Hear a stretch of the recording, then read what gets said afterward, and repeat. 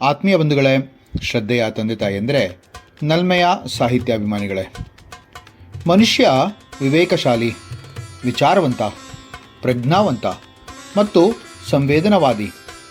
ಅವನಿಗೆ ಮನಸ್ಸಿದೆ, ಬುದ್ಧಿ ಇದೆ, ವಿಚಾರ ಮಾಡುವಂತಹ ಅಗಾಧ ಶಕ್ತಿ ಇದೆ. ಪ್ರಾಣಿಗಳಿಗೆ ಈ ಎಲ್ಲ ಇದ್ದರೂ ಕೂಡ ಅದು ಸೀಮಿತವಾಗಿರುತ್ತೆ. ಇದೇ ಮನುಷ್ಯನನ್ನು ಇದರ ಪ್ರಾಣಿಗಳಿಗಿಂತ ಭಿನ್ನವನ್ನಾಗಿ ಮಾಡುತ್ತೆ. ಆ ಹಿರಿಮೆಯನ್ನು ಕೂಡ ತಂದುಕೊಡುತ್ತೆ. ಈ ಮನುಷ್ಯ ತನ್ನ ವಿಚಾರವಂತಿಕೆಯಿಂದ ಒಂದೇ ವಿಷಯವನ್ನು ಹಲವಾರು ದೃಷ್ಟಿಕೋನಗಳಲ್ಲಿ, ಹಲವಾರು ಆಯಾಮಗಳಲ್ಲಿ, ಹಲವಾರು ದಿಕ್ಕುಗಳಲ್ಲಿ ಯೋಚಿಸಬಲ್ಲ. ಅವನು ಮನಸ್ಸಿನಲ್ಲಿ ಉದ್ಭವಿಸುವಂತಹ ಅನುಭವಜನಿತವಾದಂತಹ ಆಲೋಚನೆಗಳಿಂದ ಏನನ್ನಾದರೂ ಸಾಧಿಸಬಲ್ಲ.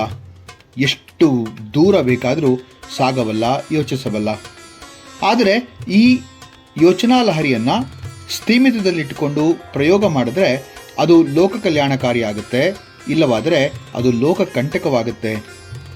ಮನುಷ್ಯ ತನ್ನ ಯೋಚನಾ ಲಹರಿಯನ್ನು ಮಂತಿಸಬೇಕು, ಸರಿ ತಪ್ಪುಗಳನ್ನು ಪೂರ್ವಗ್ರಹಿಸಬೇಕು, ಹಾಗೂ ತನ್ನ ಭಾವನೆಗಳಿಗೆ ಅನುಗುಣವಾಗಿ ಬರುವಂತಹ ಆಲೋಚನೆಯನ್ನು ಒಟ್ಟು ಮಾಡಿ ಸಿಗುವಂತಹ ಸಿದ್ಧಾಂತವನ್ನು ಬೆಳೆಸಬೇಕು ಮತ್ತು ಅದರಿಂದ ಜೀವಿಸಬೇಕು.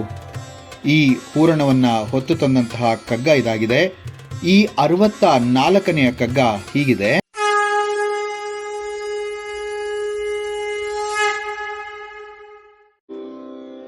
ಚಿತ್ತದನುಭವ ಭಾವ ಸಂಭಾವನೆಗಳೆಲ್ಲ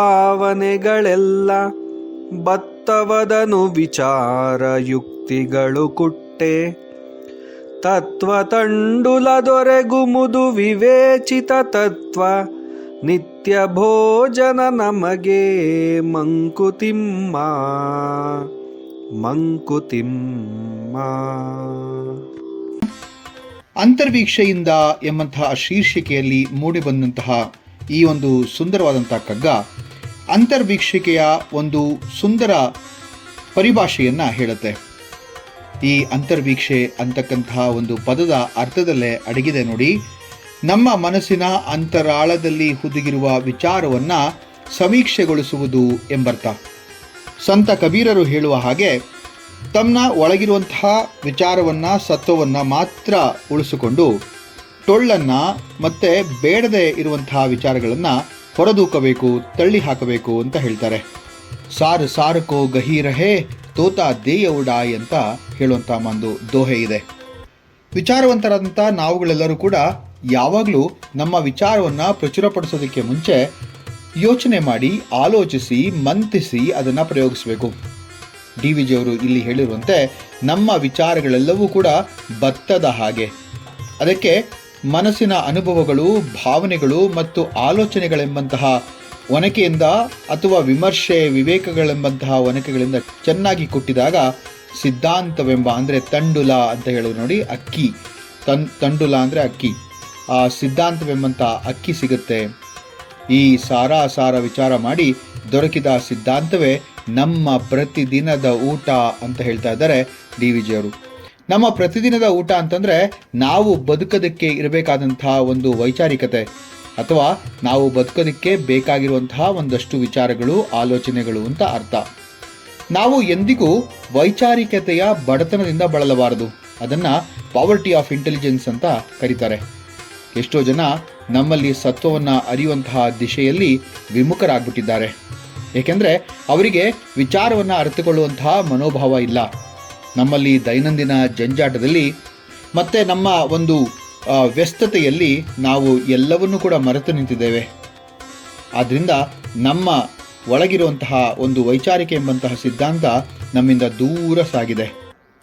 ನಮಗೆ ಪುಸ್ತಕ ಓದುವಂತಹ ವ್ಯವಧಾನವಿಲ್ಲ, ತಿಳಿದವರೊಡನೆ ವಿಚಾರ ಮಾಡುವಂತಹ ಅಥವಾ ವಿಚಾರ ವಿನಿಮಯ ಮಾಡುವಂತಹ ಶಕ್ತಿ ಇಲ್ಲ, ಅಥವಾ ಶಕ್ತಿಯನ್ನು ಬೆಳೆಸ್ಕೊಂಡಿಲ್ಲ. ಯಾರಾದರೂ ಹೇಳ್ತಾರೆ ಅಂತಂದರೆ ಕೇಳುವಂತಹ ಒಂದು ವ್ಯವಧಾನವಿಲ್ಲ, ಮನೋಭಾವವಿಲ್ಲ, ಹೆಚ್ಚಿನ ವಿಚಾರವನ್ನು ಅರಿಯುವಂತಹ ಮನಸತ್ವವಿಲ್ಲ. ಹಾಗಿರಬೇಕಾದ್ರೆ ಇನ್ನು ಭಾವಗಳು, ಅನುಭವಗಳು, ವಿಚಾರಗಳು ನಮ್ಮಲ್ಲಿ ಇರೋದಕ್ಕೆ ಸಾಧ್ಯನೇ ಇಲ್ಲ. ಎಲ್ಲವೂ ಮೇಲೆ ಮೇಲೆ, ಅಂದರೆ ಸೂಪರ್ಫಿಷಿಯಲ್ ಅಂತೀವಲ್ಲ ಹಾಗೆ, ಬರೀ ತಳಕು ಹೆಚ್ಚು. ಗಾಢವಾದ ಸಂಬಂಧವಿಲ್ಲ, ಗಾಢವಾದ ಬಂಧವಿಲ್ಲ, ಭಾವನೆಗಳಿಲ್ಲ, ಆಳವಾದ ವಿಚಾರಗಳಿಲ್ಲ. ಕೇಳಿದ್ದನ್ನು ಬೇರೆಯವರಿಗೆ ತಿಳಿಸಿ ಹೇಳುವಂತಹ ಮನಸ್ಸಿಲ್ಲ. ಒಳ್ಳೆಯದನ್ನು ಪ್ರೋತ್ಸಾಹಿಸುವಂತಹ ಅಗಾಧವಾದಂತಹ ವಿಶಾಲ ವೈಚಾರಿಕತೆ ನಮ್ಮಲ್ಲಿ ಇಲ್ಲವೇ ಇಲ್ಲ. ಹಾಗಾದಾಗ ಎಲ್ಲಿಯ ಅನುಭವ, ಎಲ್ಲಿಯ ಸತ್ಯದ ಅರಿಯುವಿಕೆ? ವಿಚಾರ ಬೆಳೆಯದೆ ಸತ್ವದ ದರ್ಶನವೆಲ್ಲಿ? ಈ ವಿಪರ್ಯಾಸ ಏನಪ್ಪ ಅಂತಂದರೆ, ಸಾಹಿತ್ಯವನ್ನು ಆಸ್ವಾದಿಸುವಂತಹ ಮನೋಪ್ರವೃತ್ತಿಯೇ ನಮ್ಮಲ್ಲಿ ಲುಪ್ತವಾಗ್ತಾ ಹೋಗ್ತಾ ಇದೆ. ಹೀಗಾದರೆ ಮನುಷ್ಯನ ವೈಚಾರಿಕ ಸಿದ್ಧಾಂತದ ನಿಲುವೆಲ್ಲಿ? ಆತನ ಅಂತರ್ವೀಕ್ಷೆಯ ಸಂಪನ್ನತೆ ಎಂದು ಅಂತ ಕೇಳುವಂತಹ ಪ್ರಶ್ನೆ ಹುಟ್ಟುಬಿಟ್ಟಿದೆ. ಇದು ಗಹನವಾದಂಥ ಪ್ರಶ್ನೆ ಆದರೂ ಕೂಡ ಇದಕ್ಕೆ ಉತ್ತರ ನಮ್ಮಲ್ಲಿ ಎಷ್ಟೋ ಜನರಲ್ಲಿ ಇಲ್ಲ. ನನ್ನನ್ನು ಸುಮಾರಷ್ಟು ಜನ ಕೇಳಿದ್ರು, ಏನಪ್ಪ 64, 63, 62 ಥರ ಹೋಗ್ತಾನೆ ಇದೆಯಾ, ಇನ್ನೂ ಎಷ್ಟು ಹೇಳ್ತೀಯಪ್ಪ ಇದ್ರ ಬಗ್ಗೆ ಅಂಥೇಳಿ. ನಾನು ಹೇಳಿದೆ 945 ಹೇಳ್ತೀನಿ ಅಂತ. ಅಯ್ಯೋ, ಅದನ್ನು ಯಾರು ಕೇಳ್ತಾರೆ ಗುರು, ಅಷ್ಟೊಂದು ಹೇಳ್ತಿದ್ಯಾ ನೀನು ಅಂತ. ಅಂದರೆ ಕೇಳುವಂತಹ ವ್ಯವಧಾನ ನಮ್ಮಲ್ಲಿ ಸ್ವಲ್ಪ ಕಮ್ಮಿ ಆಗ್ತಾ ಹೋಗ್ತಾ ಇದೆ. ದಯವಿಟ್ಟು ಅದನ್ನು ವ್ಯವಧಾನವನ್ನು ಬಿಟ್ಟು ಬಿಡಬೇಡಿ. ಆ ಒಂದು ಹೆಚ್ಚುಗಾರಿಕೆ ನನ್ನಲ್ಲಿ ಏನಿಲ್ಲ, ಆದರೆ ಹೇಳುವಂತಹ ಒಂದು ಕರ್ತವ್ಯ ನನ್ನದು. ಇಷ್ಟು ದಿನ ನೀವು ಹೇಗೆ ಪ್ರೋತ್ಸಾಹಿಸಿದ್ದೀರಿ ಹಾಗೆ ಪ್ರೋತ್ಸಾಹವನ್ನು ಮಾಡ್ತಾ ಹೋಗಿ. ಇಲ್ಲಿ ಪ್ರತಿಯೊಬ್ಬ ಮನುಷ್ಯನ ಅಂತರ್ವೀಕ್ಷೆ ಸಂಪನ್ನತೆ ಆಗೋದು ಈ ಒಂದು ವಿಚಾರದಿಂದಲೇ. ಎಷ್ಟು ಸಾಧ್ಯವೋ ಅಷ್ಟು ಪ್ರೋತ್ಸಾಹಿಸಿ, ಒಳ್ಳೆಯದನ್ನು ಕಲಿಯಿರಿ. ಎಲ್ಲಿಂದ ಒಳ್ಳೇದು ಸಿಗುತ್ತೆ ಅಲ್ಲಿಂದ ಕಲಿಯಿರಿ. ಓದುವಂತಹ ವ್ಯವಧಾನವನ್ನು ನಾವೆಲ್ಲರೂ ಕೂಡ ಬೆಳೆಸ್ಕೋಬೇಕು. ವೈಚಾರಿಕತೆಯ ಮನೋಭಾವವನ್ನು ನಾವು ಬೆಳೆಸ್ಕೊಂಡೇ ಇದ್ದರೆ ನಾವು ಇನ್ನೊಬ್ಬರಿಗೆ, ಅಂದರೆ ಬರುವಂತಹ ಮುಂದಿನ ಜನಾಂಗಕ್ಕೆ ಹೇಳುವುದಾದ್ರೂ ಏನು?